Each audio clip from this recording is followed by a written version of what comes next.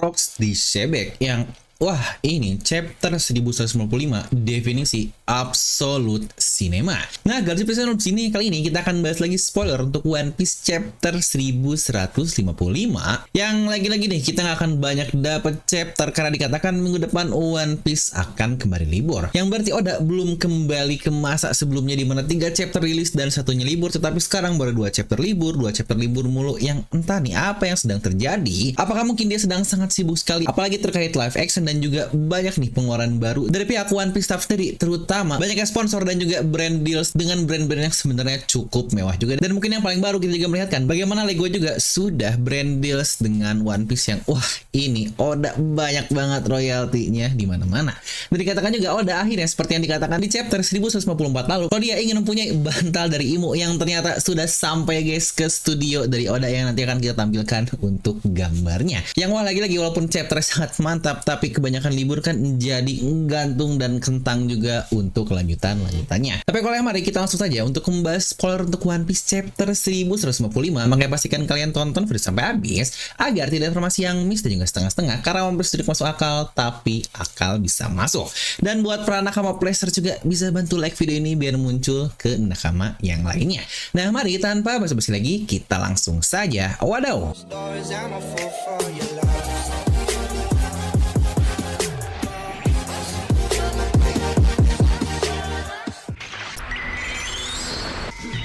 Dimana judul untuk chapter 1155 ini adalah ya langsung dengan jelas sekali Rocks Pirates atau bajak laut dari Rocks. Definisi judul yang singkat, padat, dan sangat jelas. Untuk chapter sendiri dikatakan langsung lanjutan dari chapter sebelumnya di saat Rocks bertemu dengan Loki dan kita pun mengetahui fakta kalau Shebek adalah seorang pendekar pedang yang dikatakan cukup unik. Pedangnya dapat mengeluarkan shockwave yang sangat besar, namun dikatakan kalau pedangnya tidak berwarna hitam.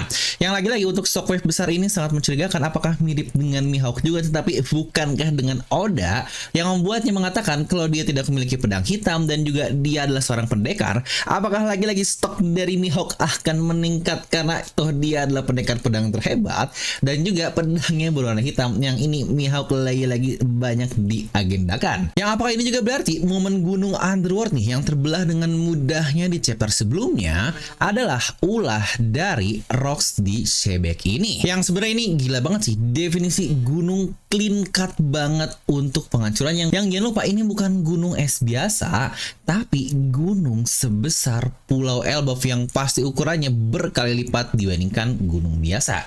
Yang ini segila apa kemampuan dari Shebek tersebut. Di sini pun diberitahu kalau Rocks lagi-lagi dia menculik 5 raja ketika referee berlangsung, itu pun seorang diri yang langsung 2 kali berturut-turut nih Oda menggunakan kata single-handedly untuk membuktikan seberapa kuat satu karakter Rocks tersebut. Karena tidak sampai di situ saja, dikatakan juga 8 tahun yang lalu alias 56 tahun lalu ketika Harald juga pergi ke referee, dia bertemu dengan Imo. Yang benar dikatakan mereka tetap-tetapan langsung dan bahkan Rocks pun berhasil masuk ke ruangan bunganya alias Chamber of Flowers. Di sini pun Rocks berkata kepada Imo kalau dia akan kembali dan dia juga bilang kalau dia adalah fans dari Davy Jones. Yang lagi-lagi bukankah Davy Jones ini salah satu misteri besar yang masih belum banyak di follow up oleh Oda di serial One Piece? Sebuah kisah kelam di lautan yang banyak banget nih dihubungkan ke Vander Dekan juga terkait adanya Flying Dutchman nama kapalnya, tetapi kita tahu kan Dekan adalah keturunan yang sangat jauh, tapi kita masih belum tahu apapun tentang Davy Jones dan katanya terdapat harta terkubur di dalamnya juga,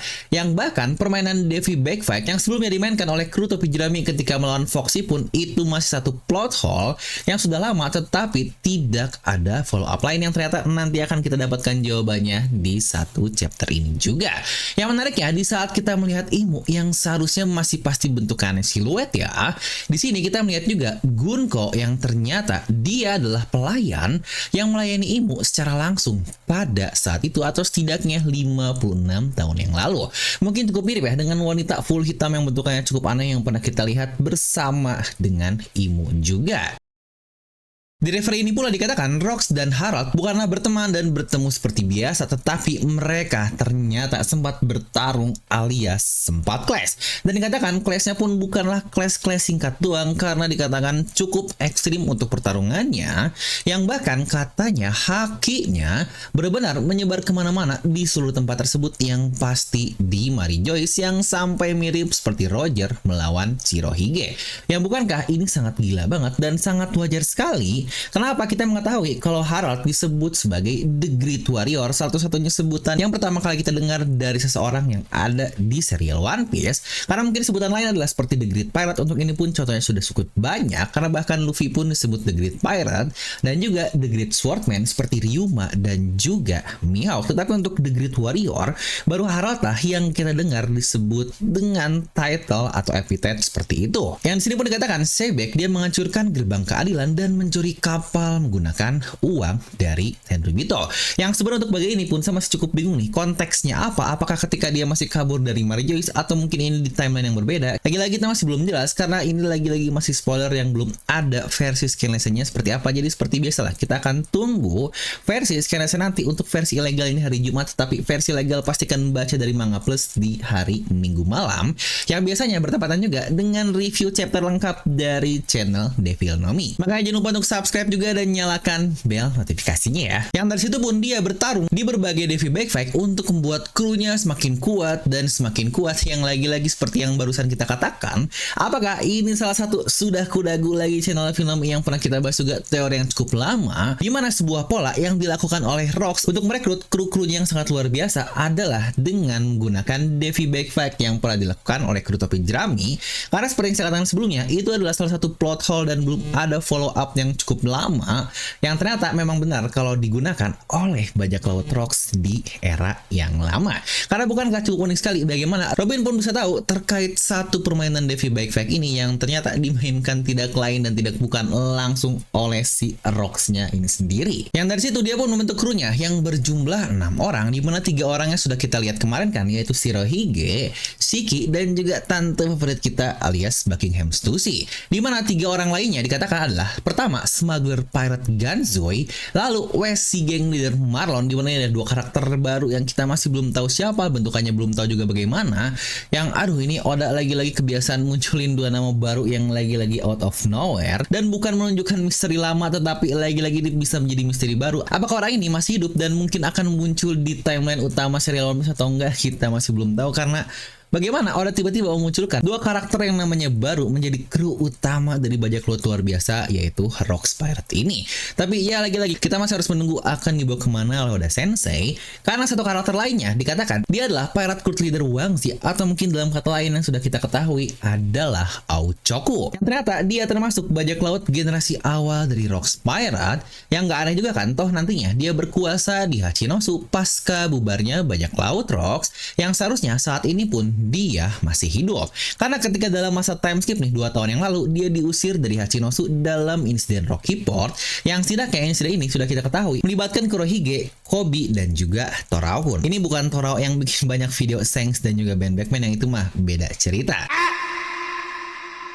Dan chapter pun dikatakan berakhir di mana beberapa tahun setelahnya dia meninggalkan Elbaf dan langsung mengambil alih pulau bajak laut Hachinosu. Yang wah, ini chapter sangat wadaw sekali, definisi absolute cinema.